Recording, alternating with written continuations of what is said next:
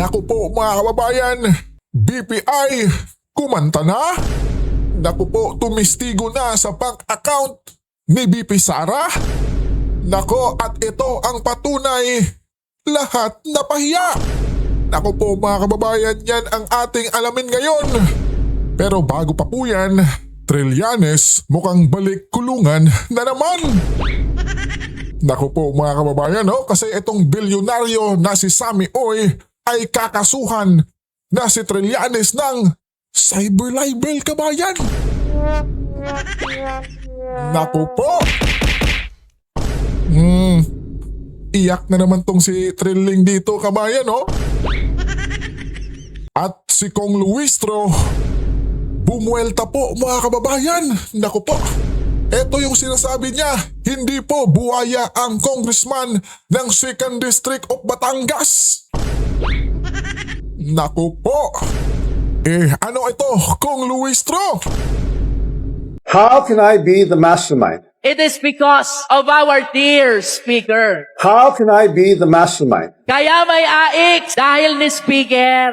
How can I be the mastermind? Kaya may AKAP dahil ni Speaker. How can I be the mastermind? Kaya may TUPA dahil ni Speaker. How can I be the mastermind? Kaya may mga barangay road dahil ni Speaker. How can I be the mastermind? Kaya may patubig dahil ni Speaker. How can I be the mastermind? At kaya may groundbreaking ngayon dahil ni Speaker. Pambihira talaga mga kababayan, no? Tapos wala pa tayong naririnig kay Kong Luistro mga kababayan tungkol kay Romualdez. Diba? Wala, hindi na nagsasalita mga kababayan, no? Pero noon, grabe kung makaproud yan kay Speaker Martin Romualdez, kabayan. Diba? Dahil kay Speaker, naging chairman ako sa Kamara.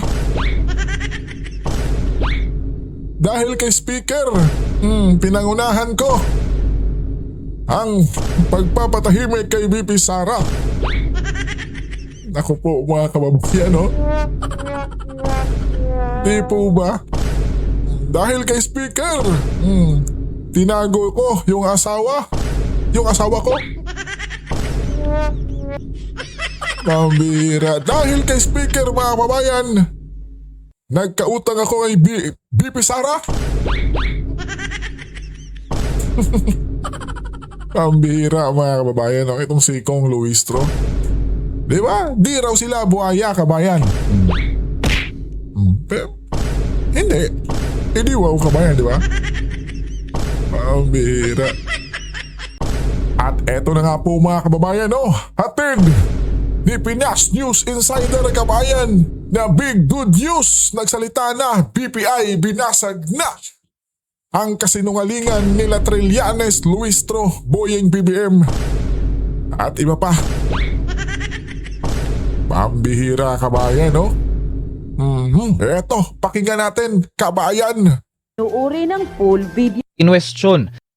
Ito ang balita ngayon. Trending at pinag-uusapan ngayon sa mundo ng social media. Ang Naku po. tiumanay balitang. Ito ang balitang dapat malaman ng taong bayan na pilit tinatago at Naku. pilit ayaw di umanong ipalabas ng mga bayarang media sa palasyo, Kamara at Senado sa publiko. Bank of Philippine Island tila kumilos na rin at nagsalita na. Binasag na rin ang buong katotohanan at ito'y tahasang kinumpirma mismo ng dating spokesperson ng dating Pangulong si Rodrigo Duterte na si Salvador Panelo na siyang tila sumampal ng kahiyan at katotohanan sa mga ilang buayang kongresista at sa di umano'y kasinungalingan at mga peking dokumento o ebidensya na ipinakita ng dating senador na si Antonio Trillanes. Pero bago ang lahat, kung bago ka pa lamang sa channel na ito at kung gusto mo ang mga balitang politika, ay please huwag kalimutang mag-like, subscribe at i-click ang notification bell para mas maging updated ka palagi sa lahat pa ng mga bagong video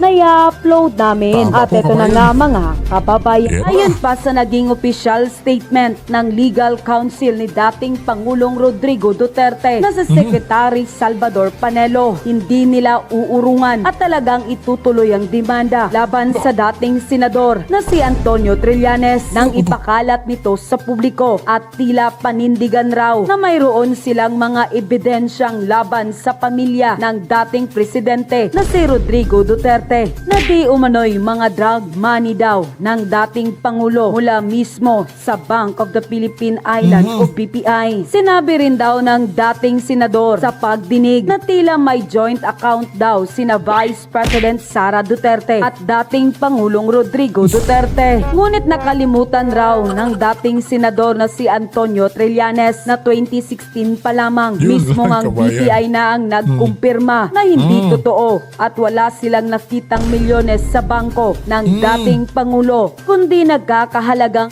16,000 pesos ang laman ng kanyang personal account. Narito ang buong kumpirmadong balita at paliwanag ng legal Pambira. counsel mismo ng dating Pangulo na si Rodrigo Duterte na mismong noong 2016 pa lang ay tila pinasinungalingan na ng Bank of the Philippine Islands o BPI ang mga peking ebidensya na pilit binubuhay ng dating senador para lamang daw umano masira ang mga Duterte. Correct. Panuuri ng full video. Inwestiyon ng ilang mambabatas ang tila paghahanap na ulit ng ebidensya Pakinggan po natin ng mabuti mga kabayan si Atty. Sal Panelo, no?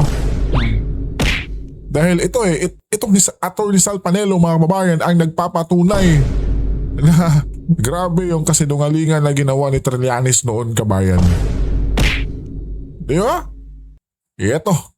ng House Committee on Justice laban kay Vice President Sara Duterte. Kabilang dito yung pagkalkal sa kanyang SALN o Statement of Assets, Liabilities on Net Worth. Kinakalkal. Alamin natin sa ulat ni MJ Mondehar. Hawak na ng House Justice Committee ang kopya ng SALN ni Vice President Sara Duterte at ng mister nitong si Attorney Mans Carpio. Galing Yes. sa Office of the Ombudsman ang kopya ng SALN. Kaugnay ito sa mga pagdinig ngayon ng House Justice Committee para tingnan kung may ill-gotten wealth ba ang Vice Presidente na mauugnay sa kontrobersyal na paggamit na mahigit sa 612 million peso confidential funds ng OVP at DepEd. Sa pagsusuri, lumitaw na mula 2022 hanggang 2024, walang cash on hand o bank deposit si Duterte. Para kay Sagip Party List Representative Paulo Marcoleta, fishing expedition o tila nagbabakasakali lang sa paghahanap ng butas ang ginagawa sa SALN ng bise. Ayon sa kanya, Tama. dapat ay may hawak na matibay ng ebidensya ang Justice Committee bago pa kinalkal ang bank records. Using the SALNs as a starting point without necessary predicate evidence supports the position that the investigation of the House of Representatives Committee on Justice is a fishing expedition. Sinang-ayunan naman ito ni Ako Bicol Party List Representative Alfredo Garbin. Yun, Saad no? ng abogadong kongresista, Yun, kabayan, no? improvement at hindi impeachment ang ginagawa ng komite. So what we have here is an improvement of the complainant's evidence.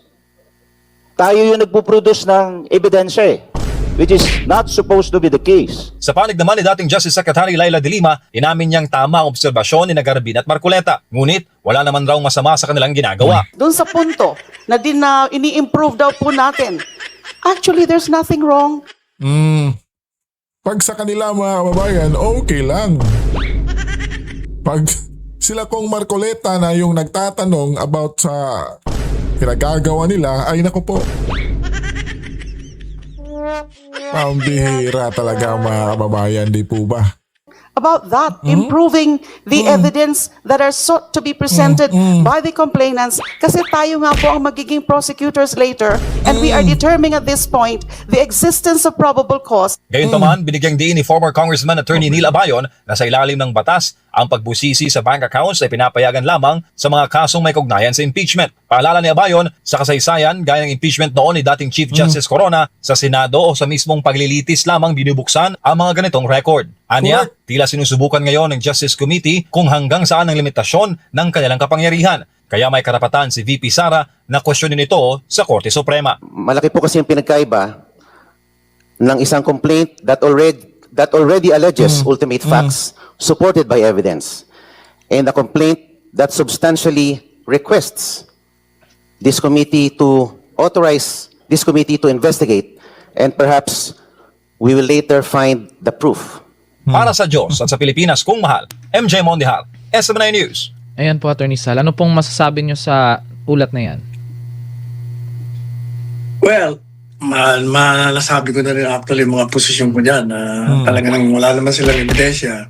Correct. Ang ginagamit nila ang komite para tulungan ang complainant na probahan ang kanilang aligasyon o akusasyon laban kay BP Sara.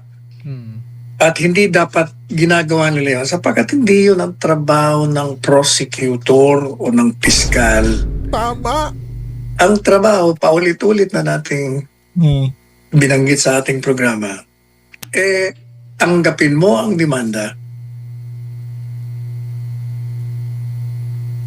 suriin mo ang mga ebidensya.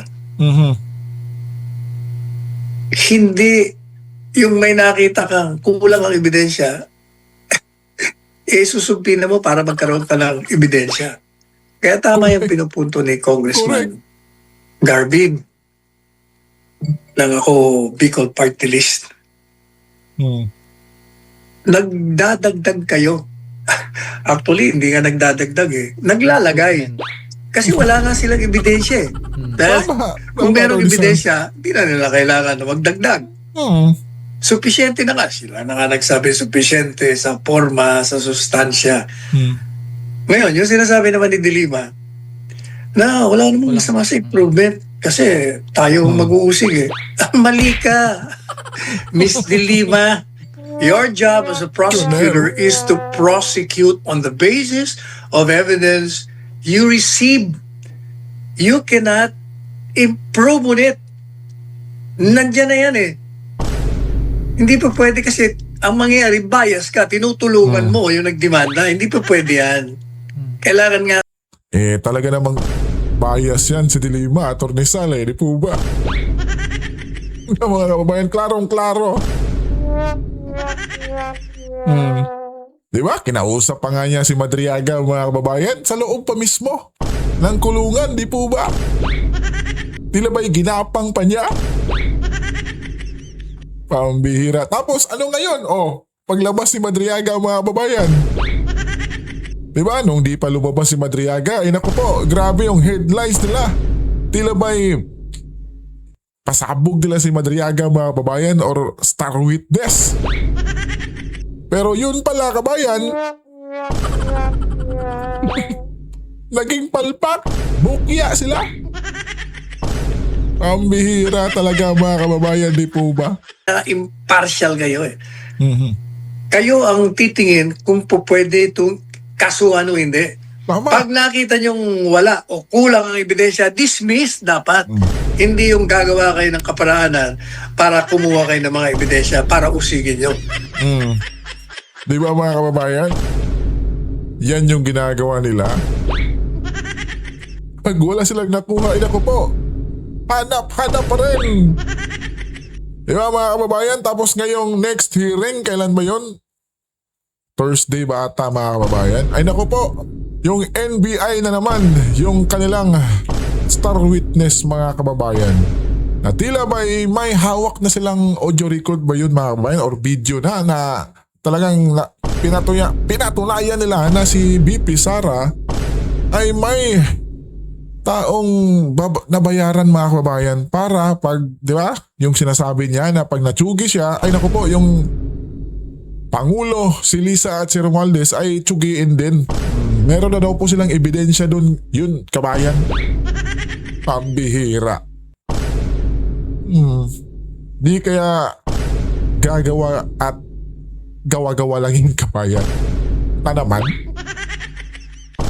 Di ba? Pambihira talaga. Yan ho ang mali. Mali talaga. Ayan po, Atty. Sal. Sa kaugnay naman po na issue, Atty. Sal, sa panig ng AMLAC, dahil iniulat ng Anti-Money Laundering Council na may kabuang AMLAC, 6.77 na bilyong pisong halaga ng mga transaksyon sa bank accounts na konektado kay Vice President Sara Duterte at sa kanyang asawa na si Manasseh Carpio na na-flag din bilang suspicious at covered transactions mula pa noong 2006 hanggang 2025. So, sa pagdinig ng House Committee on Justice, kaugnay nga nitong impeachment, kinumpirma ng AMLAC na may 313 na covered transactions at 17 daw dito yung suspicious transactions kay VP Sara at 300, ayun. So, may mga halaga daw na hindi malinaw ang pinagmulan o patutunguhan batay sa record. Napansin daw din ng AMLAC ang pagtaas daw ng transaksyon sa ilang taon, kabilang yung mga panahon kung saan umabot sa daan-daang milyong piso yung annual transactions. Giit ng AMLAC, patuloy lamang silang nagmo-monitor ng financial movements batay sa mga ulat ng bangko. Pero Attorney Sal, from 2006 hanggang 2025 yung coverage nung yung mga transaction, Attorney Sal. Ano pong reaction nyo dito? Yes. Ang ganito yun, yung Sige po, sinasabi Sir sinasabi kasi ng AMLA, AMLAC. AMLA, kinukumpirma nila yung mga bank accounts na meron ng ganong bank accounts. At kinukumpirma din nila na merong ganong pera doon sa mga bank accounts na nabanggit. Yes po, Attorney Sal. Pero, teka muna. Alam po ninyo, bumalik tayo noong 2016. Nako, eto na, kabayan. Noong 2016, yung mga bank accounts na yan, inilabas na ho yan ni Trilling. Ito na.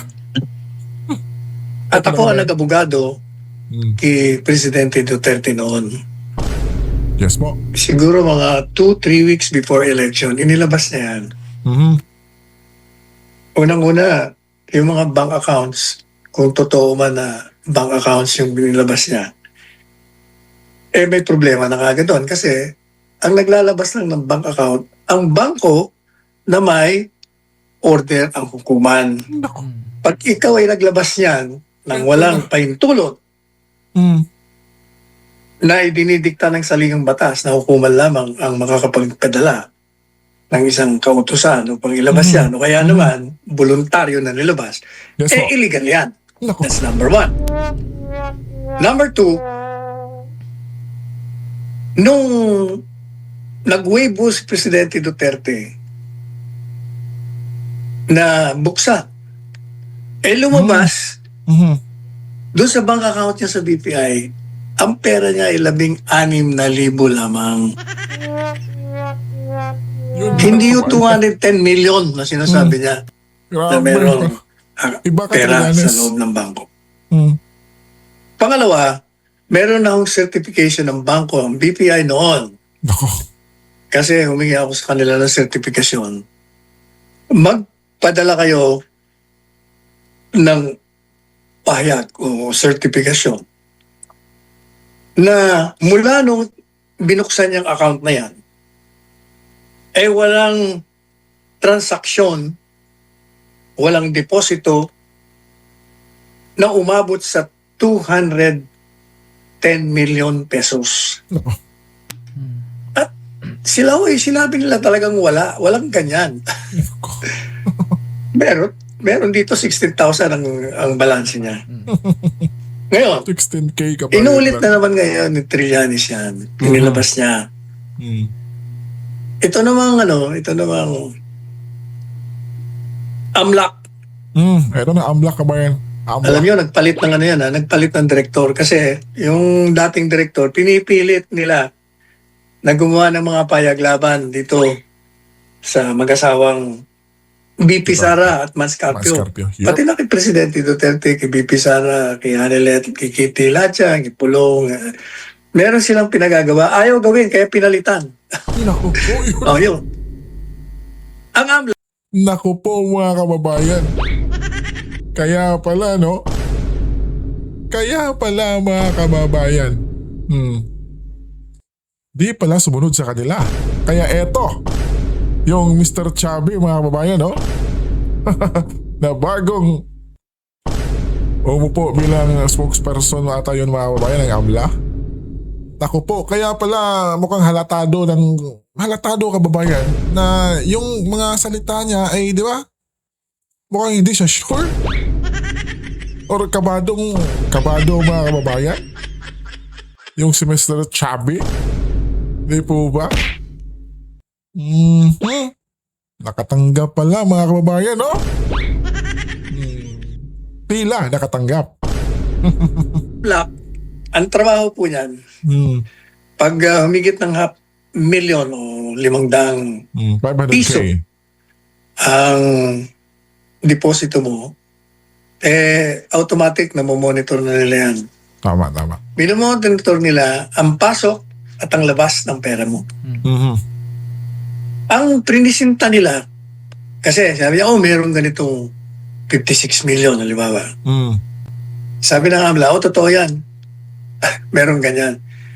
Pero hindi yung ibig sabihin na yung 56 million na yun, talagang 56 million pesos yun. Yun. Bakit kanyo? Hmm. Ganito, halimbawa, Sige po, spokes. meron kayong deposit na 10 milyon sa bangko ninyo. Pag yan 10 milyon, siyempre nasa pangalan niya, di ba? Mhm. Pag yan 10 milyon na yan, time deposit mo, makikita kagad yan sa AMLAC. Yung paglabas ng 10 million mo, record na nila, 10 million. Meron 10 million dito. Pag inilabas mo yan, papunta sa time deposit, 10 million na naman yan. Mhm. Okay? Pag yan di dumating yung kanyang period at para kumita. Halimbawa, kumita ng 1 milyon Mhm. sa 6 na buwan, halimbawa, 6 na buwan na time deposit. Pag lumabas yung deposit mo na kumita na ng 1 million, di maging 11 million na yan. Mhm. Yung 11 million na yun, makikita sa record yun. Yes po, Attorney Sam. Hindi kukunin mo ngayon, i-withdraw mo, Mhm. ililipat. Kasi na kumita na natapos na papasok mo na naman. Yun i-record na naman yun. I-record na naman. So pag diniposit mo na naman yun, i-record na ulit. Madalit sabi, yung 10 million mo, 4 times na sa record ng AMLAC, naging 4 times bigger. So 10, 20, 30, naging 40 million na. Tama. Sa loob lamang ng 6 na buwan, sa record ng AMLAC, naging 40 milyones na. Kasi nga, ang nire-record nila, 10 million ang account mo, 10 million mo time deposit, 10 million ibinalik mo, balik ulit sa account mo. Tapos after another 6 months, eto ka na naman, pabalik-balik. Ay talaga, abot ho yan sa bilyon, sa 10 taon. Naku po mga kababayan, no? Paano kaya mga kababayan kung yun namang sa ating Pangulo yung titingnan ng AMLA? Ilang bilyon kaya mga kababayan? Or aabot kaya ng trilyon? Naku po, posible mga kababayan, no? Yung kay Trillanes mga kababayan, kay Madam Luistro. Naku po, sana mga kababayan, no? Pag nakaupo na itong si BP Sara, yun namang kanilang salin ba yun mga kababayan? Ay hindi, yung sa AMLA mga kababayan, nila yung titingnan para magkaalaman na rin mga kababayan. Tingnan natin kung di ba yan iiyak sila. Di po ba kababayan? Pero hindi yung ibig sabihin na ganyan ang pera mo kalaki.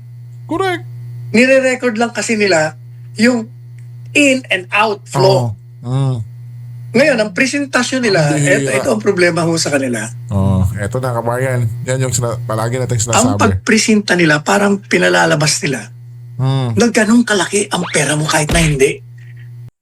Yun lang mga kababayan, di ba?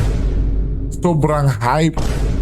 Tapos yung media, mainstream media mga kababayan, di ba? Halos sabay-sabay na nakakalula raw yung yaman ng pamilyang Duterte mga kababayan.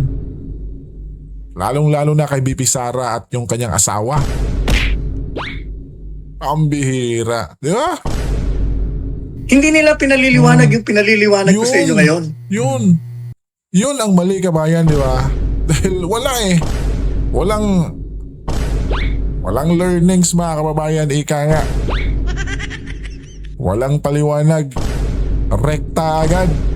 Basta't maitatak sa isipan ng samay ng Pilipino na yung si BP Sara at pamilya Duterte mga kababayan ay may bilyong-bilyong pera at yun na yun ang pruweba na kurap or magnanakaw sila, kabayan. Yun, kabayan. Na pag pumasok, record. Pag lumabas, record. Tama. Pasok ulit. Kita. Ganun. Dapat may ganito mga kababayan, no? Ha? Paliwanag. Ang bihira. Kaya nga, abot talaga sa 10 taon. Aba, yung 10 milyon mo, sa 10 taon, baka umabot na ng bilyon yun. Tama. Oh, yan. Ngayon, yan ang pinipresenta nila. Ayaw sanang gawin yan nung pinalitan itong bagong direktor. Pero, dahil bago na, siyempre, nakisama na, o natakot na, ayan, sinisiraan nila ng gusto ngayon. Correct. Kaya, pinag-aaralan na ho namin kung anong krimen ang ididibanda namin dito sa opisyal sa AMLAC, pati rito kay Trililing. Dahil misrepresentation kumbaga istapa ang ginagawa ninyo. At nilalibel yun na yung pamilya. Kahit na hindi totoo. Naku po. Yan ho ang katotohanan dyan. Kaya wag ho kayo magpapapaniwala. Tama. Basta. Dahil may narinig ako, naniniwala. Grabe pala, ganito. Teka muna, wag ho kayo basta maniniwala. Tandaan nyo ulitin ko, ang AMLAC nire-record yung yung deposit, yung flow inflow, outflow. Pag pasok ulit, deposit na naman. Yung transaction na yun, kinocompute nila. Yung total, lalabas ng bilyon na yung pera mo sa 10 taon. Yun. Ayan. At eto pa po mga kababayan, Attorney Torion, nilinaw ang issue sa 6.7 billion ni VP Sara. Naku po, na isa raw itong misleading na ebidensya. Pambihira kasi naman di ba? Mga kababayan, eto. Attorney Torion, pag-aralan mo nga sila. Transaction volume is Pag-aralan not mo. wealth. Hindi po tayo dapat mawala dito. This is a very misleading presentation of evidence, no? Kasi nga po, yung 6.77 billion daw na pinost during the hearing, Tama. no? It was given the impression na yun na ang parang cash deposit ni VP Sara Tama, VP tama Sara yan. Duterte. Hindi po yun totoo, and that is very misleading, no? Kung unang titingnan kasi walang walang nagdedebate doon sa mga pahayag no ng AMLAC. Umabot daw bilyonaryo pala itong si Vice President Sara Duterte. Hindi ko lang siya nakita sa Forbes list. Pero ano ba ang dito attorney para hindi ma-mislead ang taong bayan po ukol dito? Well, una sa lahat, no, transaction volume is not wealth. Correct. Hindi po tayo dapat mawala dito. This is a Correct. very misleading presentation of evidence, no? Kasi nga po, yung 6.77 billion daw na pinost during the hearing, no? It was given the impression na yun na ang parang cash deposit ni VP Sara Duterte. Hindi po yun totoo, and that is Tama po, Attorney Torion. Patakin mo kasi mga kababayan, di ba? Yung kanilang mga bayarang media, di ba? Gusto na talaga nilang ipaintindi sa mga sambayanang Pilipino na yun na yun. Yung buong pera ni VP Sara, mga kababayan, na tila'y bilyon-bilyon di umano. Di ba? Wala man lang kahit simpleng paliwanag, mga kababayan. Di ba? Grabe. very misleading, no? Tama. Kasi ito po, kaklaruhin ko lang, I'm not Sige po. officially member of VP Sara Duterte's team, legal team. Tama. But of course, I am also a Filipino citizen and I am taxpayer, and as a law dean, I also have the obligation to inform the public, no, as Correct. to the matters that are being discussed in the House of Representatives, and especially insofar as the evidences are situated. Kaklaruhin ko lang, itong covered transaction reports po na sinasabi nila na 6.7 billion, Hindi po yung deposito. Ang ibig sabihin lamang po yun, ayun yung cash inflow, outflow, pati yung investment, pati yung mga other movements of the funds over a long period of time. Ang haba-haba nito, 2005 to 2006. This is for 21 years if I'm not mistaken. Ito yung mga total po ng mga transaction po doon po sa accounts na na-mention po doon sa hearing. Kaya nga po, very misleading po ito. Kasi nga po, maski anyone, no? Maski nga ako siguro, I am also a practicing lawyer. Kung i-subject mo doon sa CTR, Covered Transaction Reports, at including the STR, Suspicious Transaction Report, Yes po, siyempre ang dami-dami niya kasi yung ma-deposit, bibilangin. Kung i-withdraw mo, bibilangin. Kung i-invest mo, bibilangin. Kung yung 2 million mo lang, kunan mo ng 1 million, bibilangin yon. Tapos i-deposit mo naman yung 500,000, bibilangin mo yon. Kung same money mo, deposituhan mo na naman ng 1 million, balik mo, bibilangin nyo. Kung i-invest mo yung pera mo, bibilangin pa rin yun. Lahat yun kinikwenta under the Covered Transaction Report. Kasi yung Covered Transaction Report, 500,000 or more, bibilangin yan whether it is a deposit or a withdrawal or investment, basta siya ay transaction. Yun po ang ibig sabihin yun. Yung Suspicious Transaction Reports naman po, hindi po ibig sabihin na yan po ay ill-gotten wealth na mismo. Ilang beses na nangyari. Kasi di po ba mga kababayan na, di ba, si Chua kabayan na ill-gotten wealth raw kasi, di ba? Kaya sinama yung kahit, di ba, matagal ng ni Pipi Sara mga kababayan sinama. Kasi ill-gotten wealth daw ng mga Duterte. Ang bihira talaga mga kababayan, di po ba? Kunyari yan sa akin, kunyari may kliyente ako na galing abroad, magdeposito more than 500,000 for instance, no? Siyempre, tatanungin nila sa akin, they would require more documentations from me. It is flagged as STR, but it does not mean that it is already ill-gotten. Magre-require lamang sila ng additional documentation sa akin. Kaya nga, ang sinasabi ko doon sa post, kasi ang daming kung makikinig ka doon sa sa mga mainstream media, parang binabanner ka agad nila that we have already proven the guilt of VP Sara Duterte. Sumasakit yung ulo ko.